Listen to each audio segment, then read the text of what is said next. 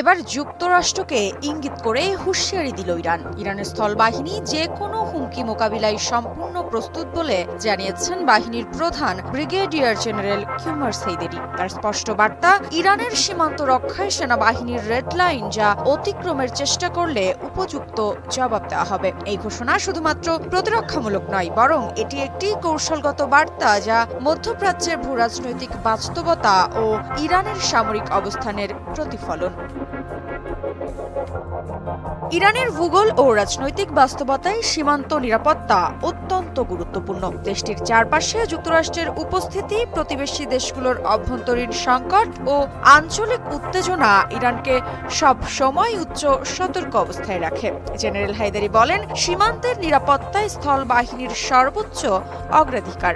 সাম্প্রতিক সময়ে আফগানিস্তান ও পাকিস্তান সীমান্তে অস্থিরতা, কুর্দি বিচ্ছিন্নতাবাদীদের কার্যক্রম এবং পারস্য উপসাগরীয় অঞ্চলে যুক্তরাষ্ট্রের সামরিক তৎপরতার মধ্যে এই ঘোষণা ইরানের সামরিক কৌশলের গুরুত্ব বাড়িয়ে তুলেছে।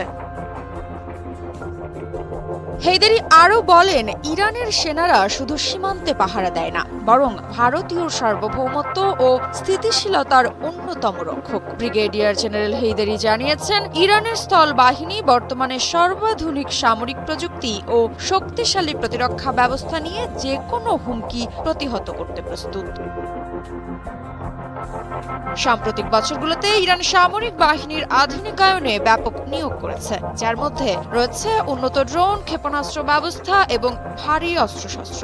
ব্রিগেডিয়ার জেনারেল হেইদারি বলেন, সীমান্তে কোনো ধরনের অনুপ্রবেশ বা আগ্রাসনের চেষ্টা করলে তা কঠোরভাবে দমন করা হবে। ইরানের সামরিক শক্তির এই বার্তা শুধু দেশের অভ্যন্তরীণ নিরাপত্তার জন্য নয়, বরং এটি একটি কৌশলগত বার্তা যা পশ্চিমা বিশ্ব, ইসরায়েল এবং পারস্য উপসাগরীয় দেশগুলোর প্রতি প্রযোজ্য।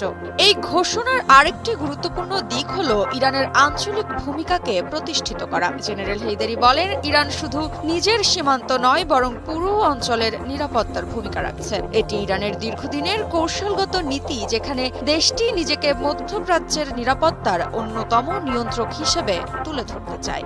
বর্তমানে সিরিয়া, ইরাক, লেবানন ও ইয়েমেনে ইরান সমর্থিত গোষ্ঠীগুলোর উপস্থিতি রয়েছে, যা তেহরানের সামরিক নীতিরই অংশ।